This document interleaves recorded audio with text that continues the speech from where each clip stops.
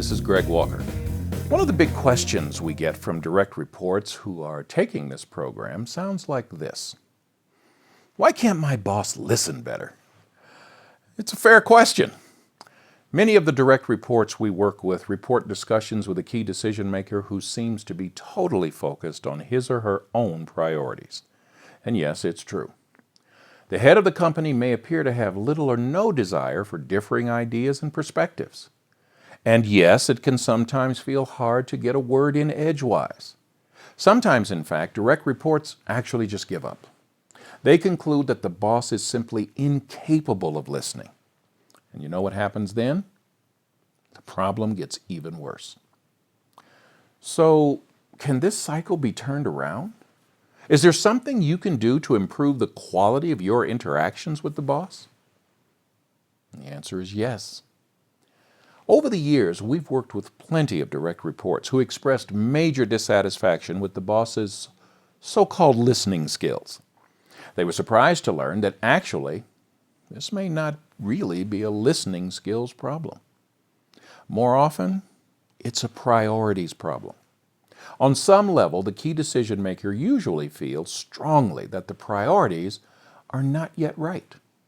So it's hard to get the conversation onto any other topics. And you know what? Usually the boss is right about the priorities being off. Now I realize that this cycle can feel like a listening skills issue. The key decision maker has little time available and can only focus on the most important problem. And because the boss usually only pays attention to what he or she thinks is the top priority and then moves on, something feels wrong. And maybe something is wrong. Even so, I don't want you to think of this as a listening skills issue. Instead, I want you to ask, does it have to be this way? Is this just how this person works? The reality in our experience is no, it does not have to be this way. You should know that after working with us, after using this training program to establish full alignment, thousands of direct reports concluded that the relationship was out of balance. They used a very simple, very effective strategy to quickly restore a sense of balance with their key decision maker. How did they do that? By focusing in depth and with total focus and commitment on the boss's priorities first. This is how you improve the relationship. This is how you improve the dialogue with a key decision maker. This is how you change the dynamic.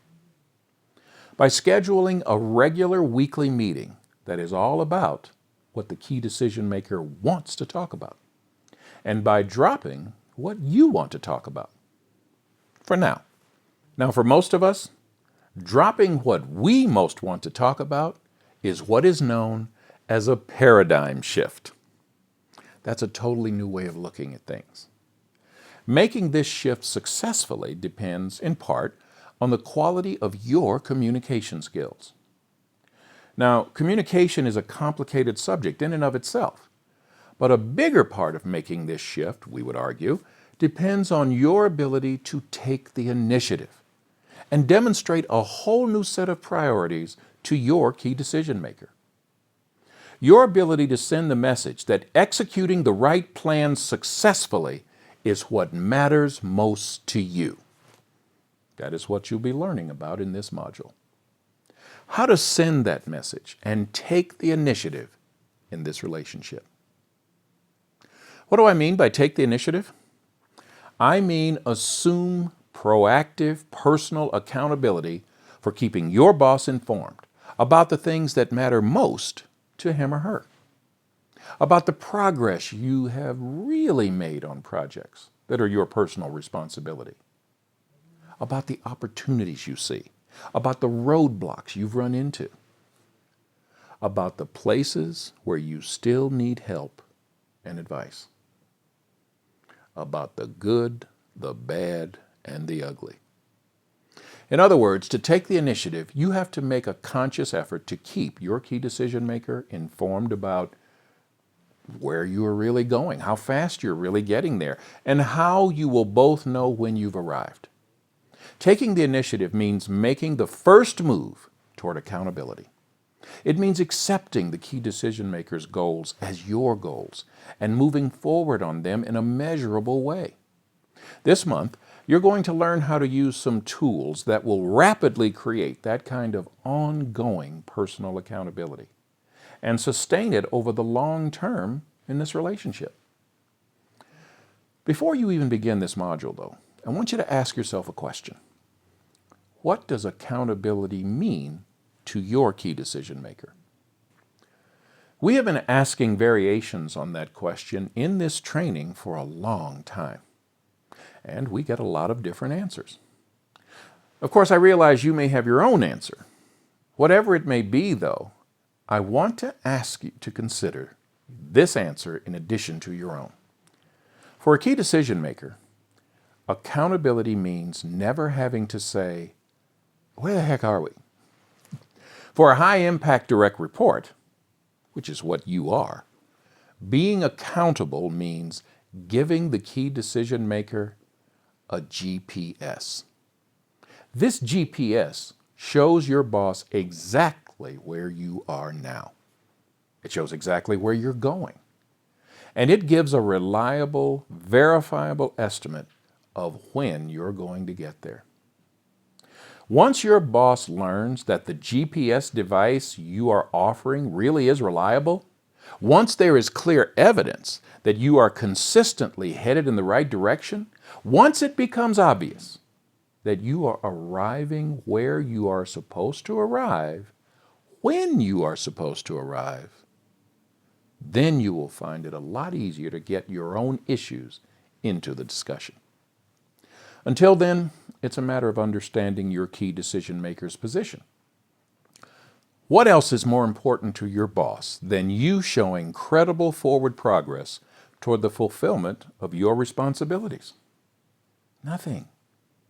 For the purposes of this relationship, nothing is more important than that. So proving to your boss that you understand, that is what this module is really all about. In this module, you'll learn how to make absolutely certain your boss has that GPS device, learns how to use it, and learns to rely on it. That's called transforming the relationship. You will use a weekly one-on-one meeting with your key decision maker to make that transformation. As I say, this kind of relationship transformation has happened more times than we can count. It has happened in countless settings with countless direct reports and key decision makers. It has happened in every industry you can name. And it has always involved a weekly one-on-one meeting. First and foremost, you have to be persistent in engaging tactfully with your boss about a new way of doing things. Your boss may not be used to the idea of meeting with you one-on-one for more than a few minutes. If so, you will have to challenge that existing pattern and interrupt it appropriately so that you can replace it with something better. Second, you have to be willing to shine a spotlight on exactly what is happening in your world, and you have to accept responsibility for it. Remember, this meeting is about the good, the bad, and the ugly. No Photoshop allowed. Third, you have to execute. That means pushing projects across the finish line successfully. And it also means listening when your key decision maker offers constructive criticism. Pay the price. It's worth it. Your boss has massive responsibilities and only a limited amount of time and attention. Your boss is not always perfectly attuned to your issues, but you really can change the dynamic by doing a better job of tuning into the boss's issues. So forget the blame game. Move past any resentments you may have. The best way forward now is to accept that both of you have together collaborated on a pattern that can benefit from a change. This month, you will learn to institute the weekly one-on-one meetings that will make that change possible. Go for it. See you next month. And remember, alignment is a way of life.